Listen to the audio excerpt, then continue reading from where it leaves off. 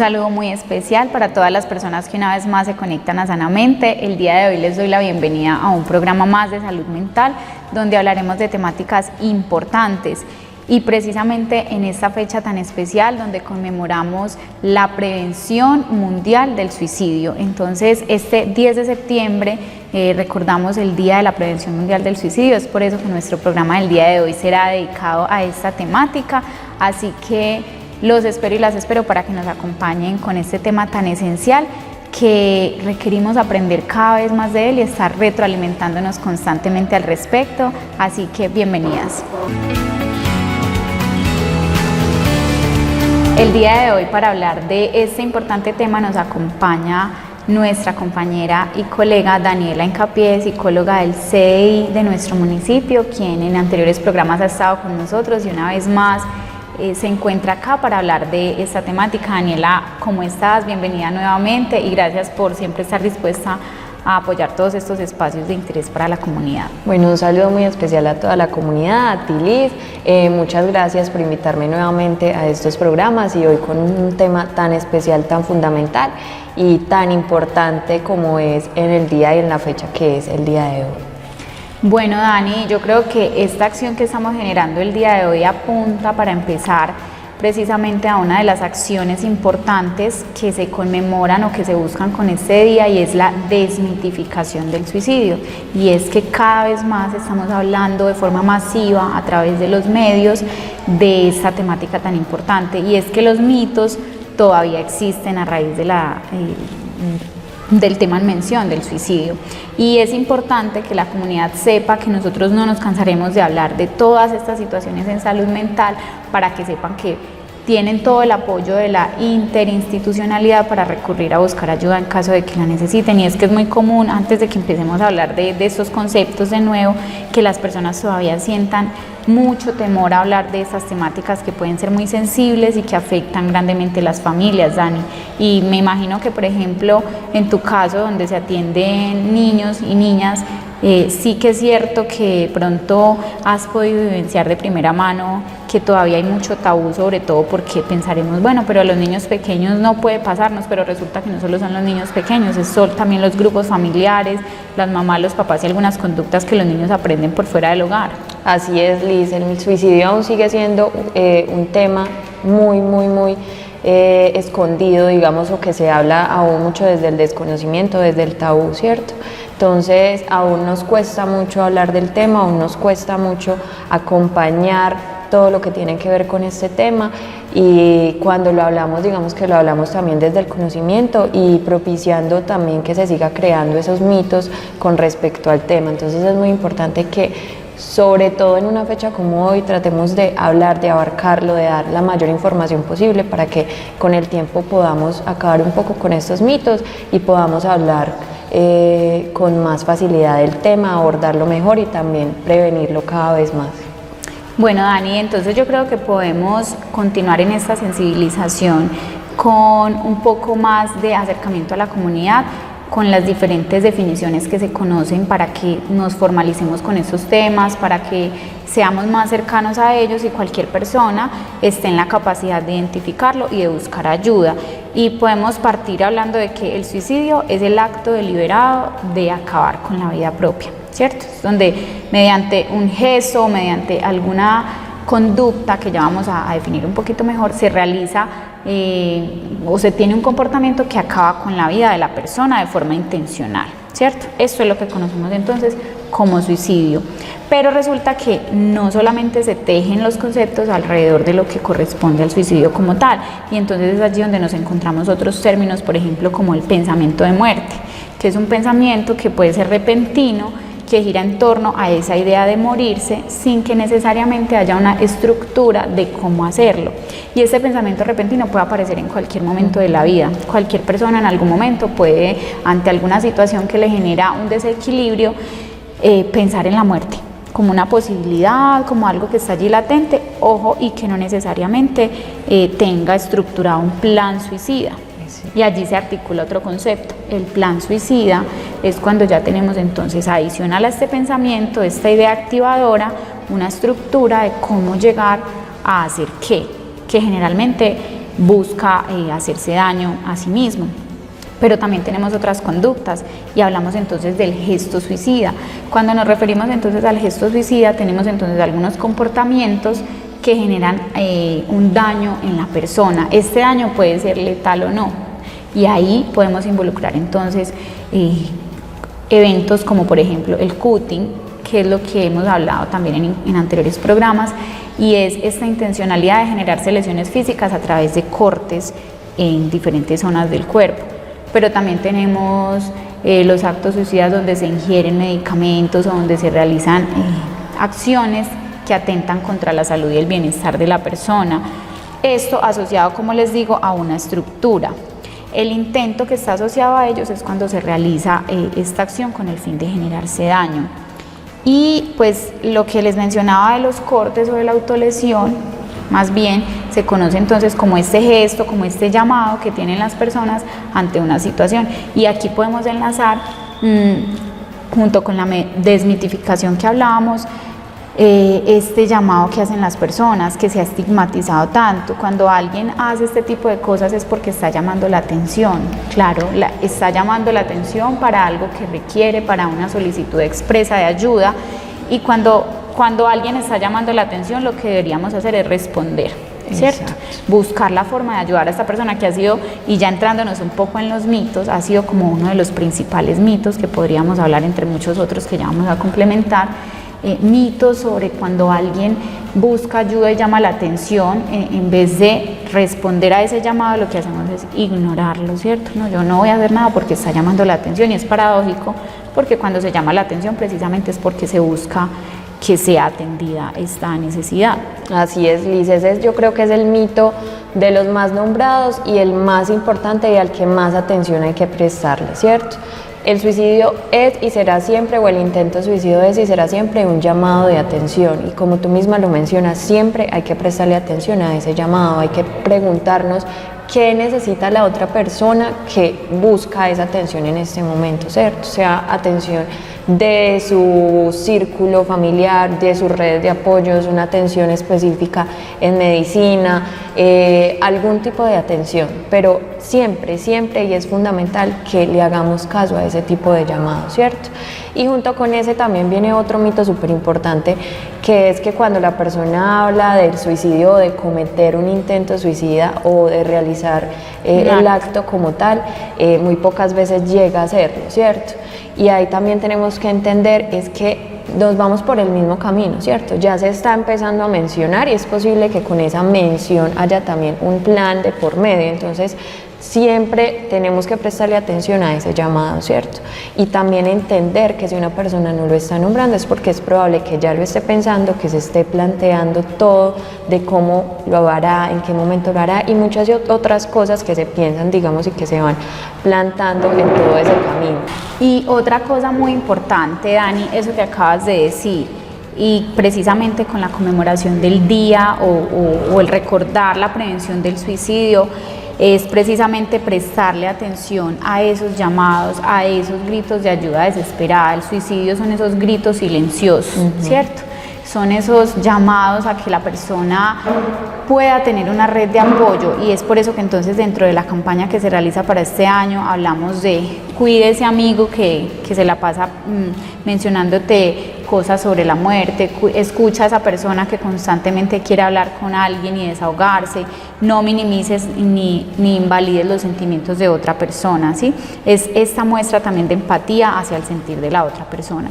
Y hablando entonces de esos mitos, Dani, y muy ligado a ese que acabas de mencionar, tenemos el típico mito de que no se puede hablar del suicidio o indagar del suicidio directamente porque ya se está induciendo a él, ¿cierto? Entonces es un tema que hay que manejarlo callado, no se puede mencionar la palabra suicidio porque se es ya decirle a la persona que lo haga, y este es otro mito muy común porque precisamente forma parte del tabú que se tiene culturalmente sobre hablar abiertamente del tema, y precisamente lo acabas de decir.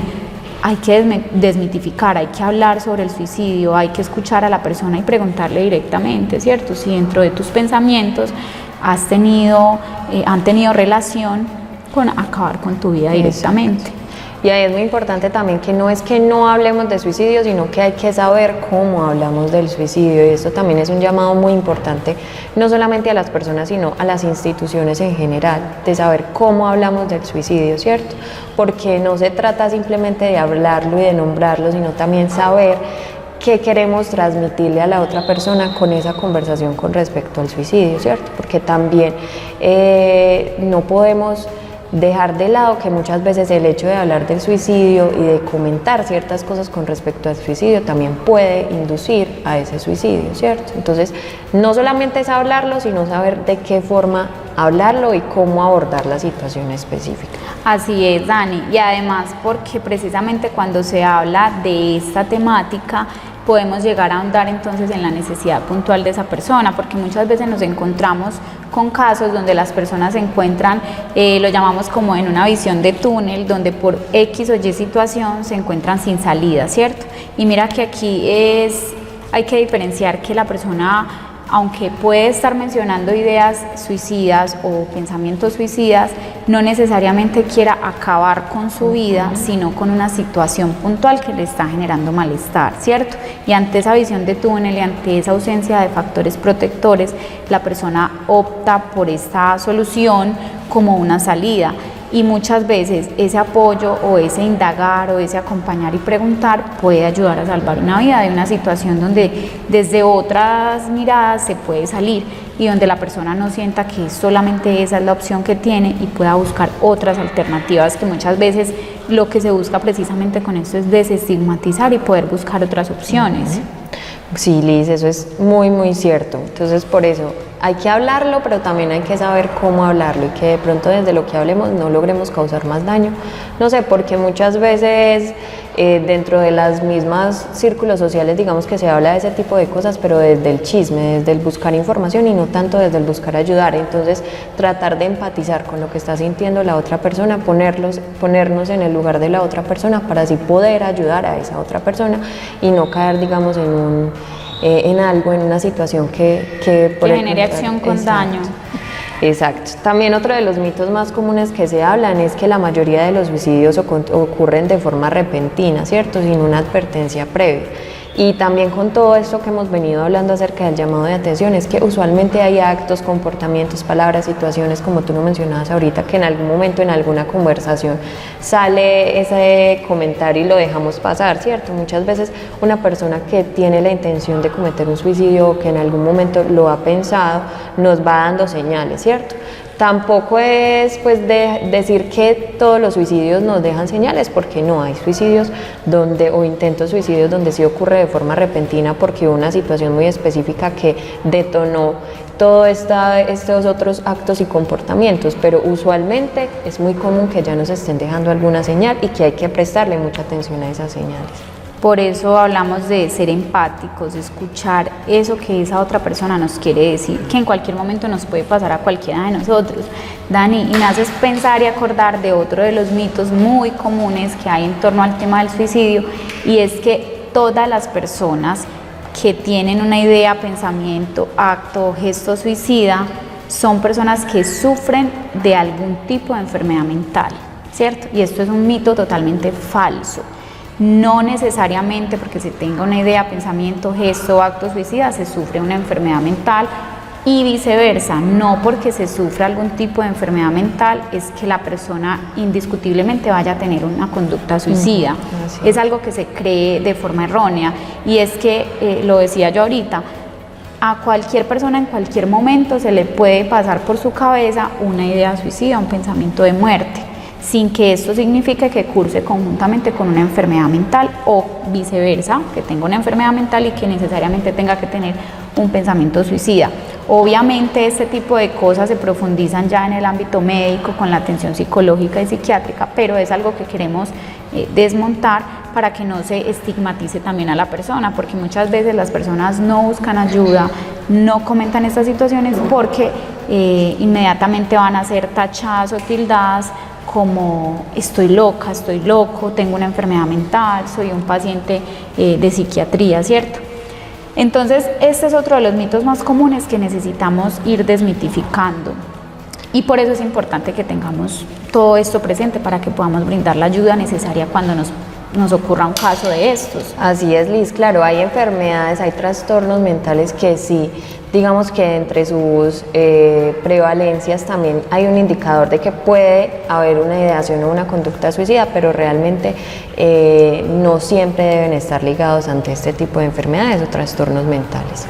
Bueno, Dani, yo creo que podemos también hablar un poquito de eso que nosotras siempre mencionamos en los temas que tratamos, y es esos factores de riesgo que predisponen o que pronto están un poco más frecuentemente asociados a conductas suicidas, ¿cierto? Y por ejemplo, para mí uno de los factores muy importantes que pueden ser o protector o de riesgo, pero que en este caso lo vamos a mencionar de riesgo, es el apoyo o la red familiar. ¿A qué hacemos referencia con eso? Por ejemplo, una inadecuada comunicación o un nulo soporte emocional por parte de los padres o por parte de ese círculo protector cercano puede constituir una conducta suicida, en un caso donde el menor de edad o la persona adulta, porque también puede pasar, no encuentre un vínculo emocional afectivo dentro de su grupo cercano, puede sentir o puede tener estos sentimientos de soledad, de minusvalía, de desesperanza, donde en situaciones de estrés o dificultades y no encuentra un soporte familiar, que es lo primero con lo que uno tiene contacto, puede caer entonces en algún tipo de conducta suicida como búsqueda entonces de esa consolidación familiar. Pero hay muchos otros factores de riesgo, por ejemplo. Así es, Liz, yo creo que lo más fundamental siempre como factor protector y de riesgo sería la red de apoyo, tanto familiar como social. Sin embargo, pues también tenemos, por ejemplo, el abuso de sustancias psicoactivas o de alcohol, también tenemos dificultades con respecto al sueño, ¿cierto? El insomnio, la falta de sueño, que además también viene a ser un síntoma de que algo está pasando a nivel de nuestra salud mental. Tenemos también la sobrecarga laboral, el estrés. Todos esos son factores que generan un riesgo dentro de nuestra salud mental y que a la larga pueden también generarnos este tipo de pensamientos y de ideaciones. Dani, otro factor de riesgo y además un signo de alarma es las situaciones, por ejemplo, de acoso escolar o ciberacoso, ¿cierto?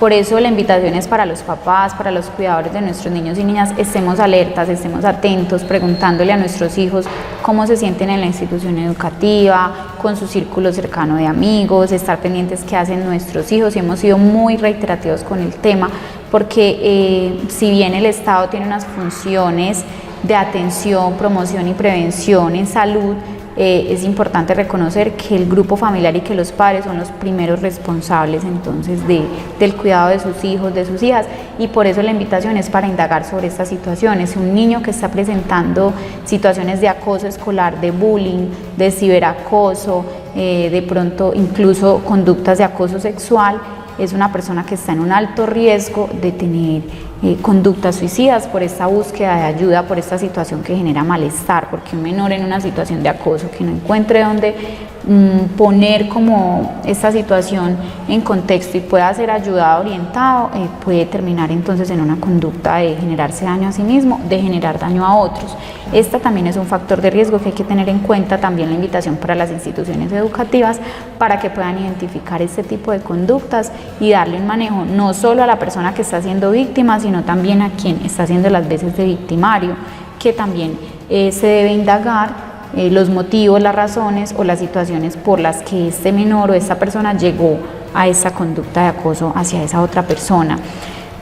Otro de los factores de riesgo que lo mencionábamos ahorita, que no es que sea obligatorio, pero puede concursar con una conducta suicida, es algún antecedente de enfermedad mental que no sea bien cuidado. También acá la invitación es a esta sensibilización con las personas que conocemos que tengan algún diagnóstico en salud mental, ser empáticos, estar cuidando de esas personas también. Nosotros podemos aportar nuestro granito de arena desde preguntar cómo va con su tratamiento, si puedo ser de ayuda en algo, si está siendo juicioso, adherente al tratamiento farmacológico en caso de que lo esté usando o al tratamiento psicoterapéutico. Entonces mira que son estrategias que podemos fomentar para cuidar y ayudar a esas personas. También, además de factores de riesgo, hay unos factores protectores y creo que yo acabé ya de decir uno, esa empatía o ese estar pendiente de la persona sobre su estado emocional desde cosas tan simples como preguntarle cómo se levantó y cómo se siente, si se ha estado alimentando bien, si ha estado durmiendo bien. Yo creo que son pequeñas acciones que generan sensibilización y empatía con las otras personas, pero hay muchas más estrategias protectoras que podemos hacer a la hora de prevenir el suicidio. Así es, Liz. El primero y el más importante es hablarlo, ¿cierto? Digamos que este tipo de cosas generan prevención y de que podamos hablar fácilmente de este tema. Entonces, uno de los factores protectores es la información, informarnos sobre este fenómeno, sobre esta situación, una buena red de apoyo donde escuchemos, no solamente debe ser familiar, ¿cierto? También una buena red de apoyo social y comunitaria es fundamental porque digamos que hay situaciones donde no se puede contar con esa red de apoyo familiar tan fortalecida, entonces también tener amigos, vecinos que nos acompañen en todos estos procesos y con los que podamos hablar, desahogarnos fácilmente. La alimentación siempre será fundamental, el tener una rutina también genera que nosotros podamos mantener nuestro día a día de una manera más tranquila y nos ayude también, digamos que con los niveles de estrés, que a la larga también puede generar ideación suicida, las sobrecargas de estrés. El hecho de tener algún hobby, algo que nos apasione por fuera de nuestra rutina diaria, como escuchar música, leer, ver una película, compartir con amigos, todo este tipo de cosas nos sacan de esas rutinas y permiten que nuestra salud mental también vaya mejorando poco a poco. Dani, y también es importante aquí hablar sobre algo que hoy por hoy toma también cierta relevancia y es la invitación a desnaturalizar la vida perfecta que se muestra en redes sociales, ¿cierto? Hemos visto que cada vez más tienen más apogeo las redes sociales, todo este tema de los influenciadores, de los tiktokers, de todos los youtubers, bueno, cualquier cantidad de plataformas digitales que nos muestran cómo se debe estar siempre bien, siempre con unos prototipos o unos estereotipos tanto físicos como mentales, intelectuales, económicos, que está haciendo un gran daño a la sociedad, ¿cierto? Porque las personas, los niños, sobre todo las niñas y los adolescentes, están tomando estas referencias como una partida de que así es la vida, ¿cierto? De que si no tenemos el carro último modelo, de que si no tenemos la ropa de marca, de que si no comemos la comida más costosa en los restaurantes más costosos o de que no salen las cosas siempre como las redes sociales nos muestran, entonces tenemos que estar frustrados y tenemos que sentir que nuestra vida no vale la pena. Y eso es algo que quiero enfatizar porque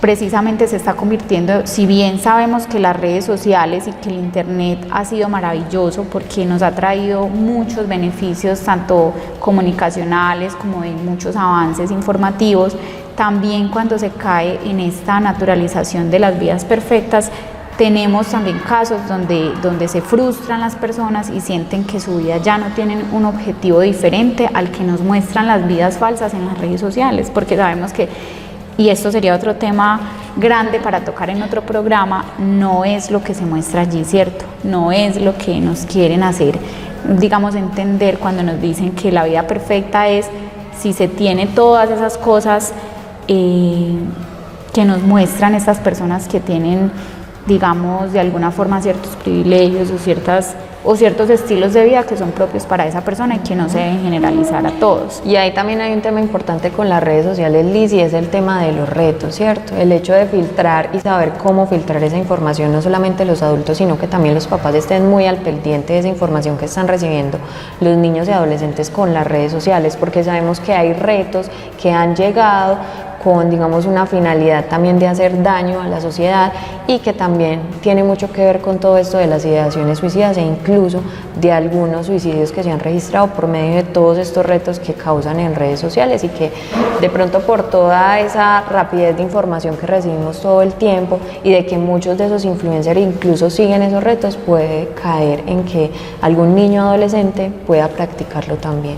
Claro, y además de los riesgos propios que tienen las redes sociales, como los casos de acoso escolar, violencia sexual y que se trafican o se llegan a estos productos a través de las redes sociales. Entonces la invitación también es a estar pendientes de las redes sociales de nuestros hijos y también para los adultos el contenido que consumimos en redes. si nos genera un bienestar, si nos genera un aporte, si es algo que nos beneficia o por el contrario es algo que nos está cargando, que no nos suma, que no nos aporta. Es entonces hacer como una depuración de toda esta información que nos intoxica y que no nos genera ningún tipo de aporte. Bueno, Dani, antes de que pasemos a hablar de quién identifica y cómo se activa la ruta de atención para ir dando como nuestro cierre, voy a invitar a las personas a que veamos nuestra cápsula mental del día de hoy.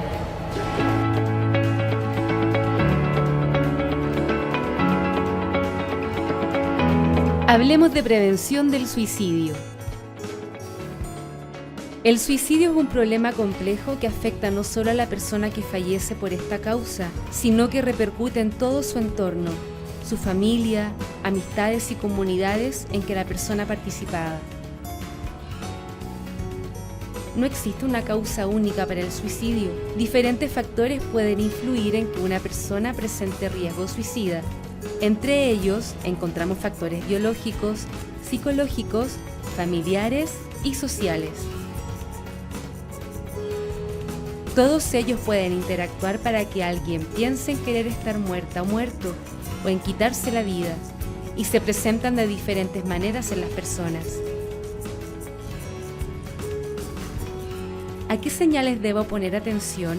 Señales de alerta indirectas de riesgo de suicidio. Desinterés, desánimo, irritabilidad. Disminución del rendimiento académico o laboral y de las habilidades para interactuar con otras personas. Aumento en el consumo de alcohol y otras drogas. Alteración de los hábitos de sueño y alimentación. Señales de alerta directas de riesgo de suicidio. Escribir o hablar sobre deseos o amenazas de morir, herirse o matarse. Sentimientos de desesperación, bloqueo, sufrimiento que no puedes soportar o del que no se puede escapar. Sentimientos de ser una carga para el resto o sentirse responsable de todo lo malo que sucede. Buscar modos para matarse en internet o redes sociales. Intentar acceder a medios para quitarse la vida. Realizar acto de despedida como envío de cartas o mensajes por redes sociales. Dejar regalos o hablar como si ya no fuera a estar más presente. Presentar conductas autolesivas, cortes, quemaduras o rasguños en el cuerpo. Hay personas que pueden ocultar sus sentimientos. Por ello, la forma más segura de saber si alguien está pensando en el suicidio es preguntarle directamente. Realizar esta pregunta no dará la idea de suicidio a la persona. Hablar de suicidio no lo promueve, lo previene. Si ves que algo no anda bien en una persona, detectas alguna señal de alerta, sabes de alguien que ha pensado en que estaría mejor muerta o muerto, o que te ha mencionado la posibilidad de quitarse la vida, acércate, háblale y escúchale con paciencia. No le juzgues y hazle sentir que estás con ella. Lo más importante, acompáñala a buscar ayuda profesional. Bueno, vemos que con esta cápsula mental también tenemos algunos elementos que recogen todo lo que queremos manifestarles a través de este programa. Bueno, Dani, hay que puntualizar acá antes de ir cerrando y de contarle a las personas quién y cómo se activa la ruta, un poquito más sobre esos signos de alarma para que los tengamos en cuenta.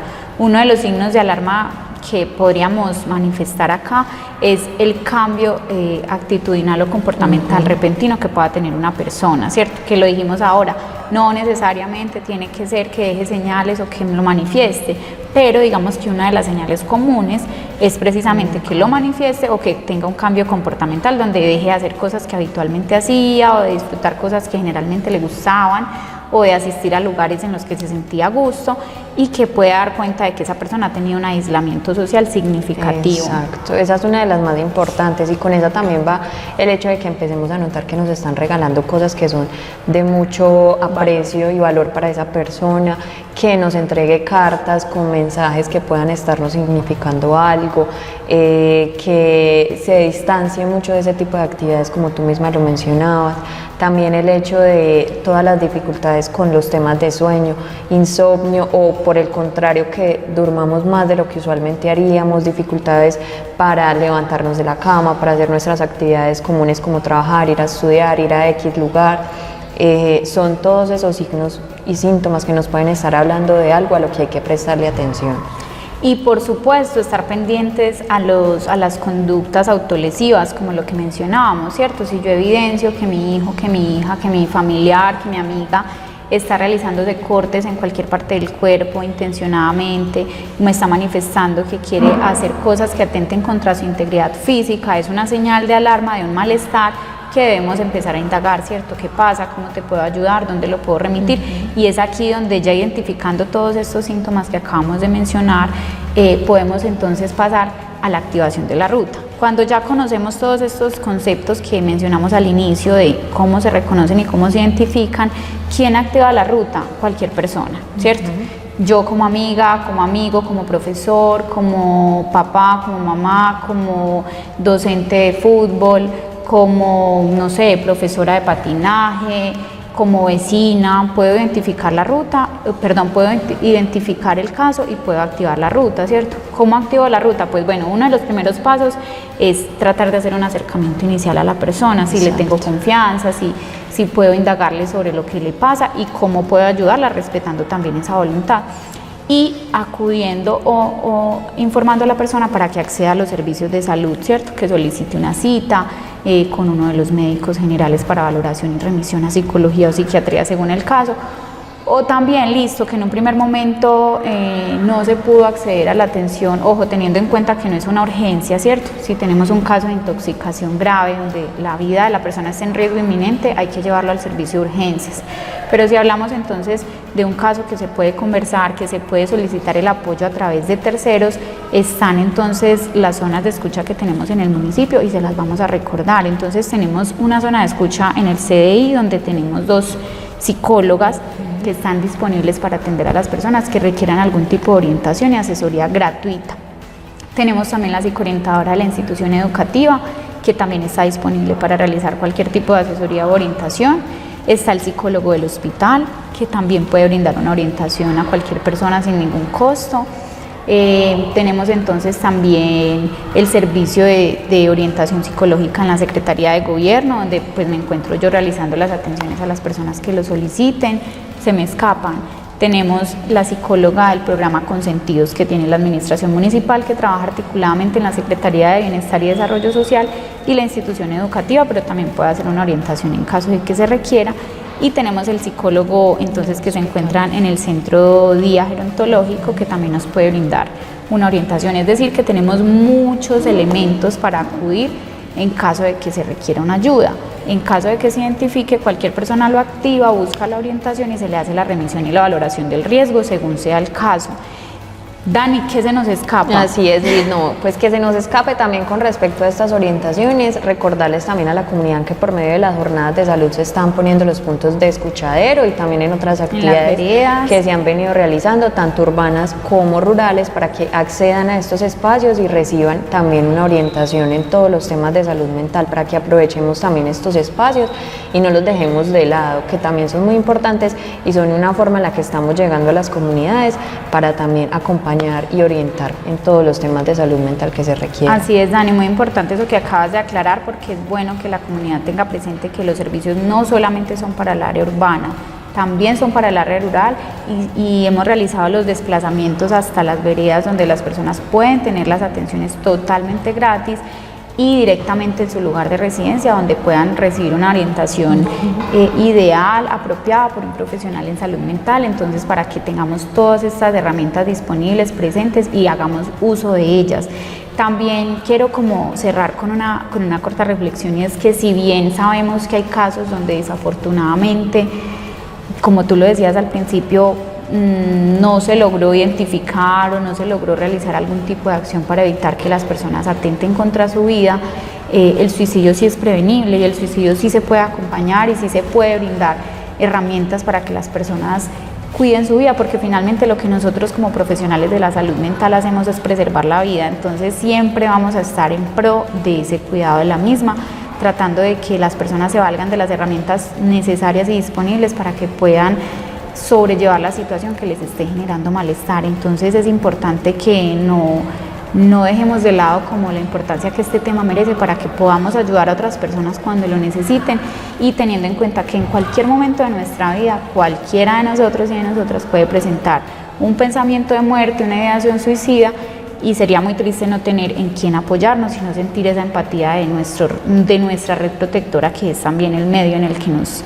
desenvolvemos. Entonces es como la invitación que quiero dejar el día de hoy con este tema tan importante en función de la prevención del suicidio, que se conmemora en el mes de septiembre, precisamente el 10 de septiembre, entonces para que tengamos esto en cuenta, Dani. Así es, Liz, y también como última reflexión, dejarles un pedacito de una imagen, una frasecita que ha salido mucho últimamente en redes, y es escuchemos a esa amiga que usualmente nos habla acerca de la muerte o de sentirse muy mal, prestémosle atención a esa persona que llora constantemente por algo, estemos atentos a nuestro alrededor de qué está pasando y cómo nosotros desde nuestro conocimiento y desde lo que hemos escuchado y sabemos podemos aportar un poquito de arena, un poquito de un granito de arena por la salud mental de esa otra persona.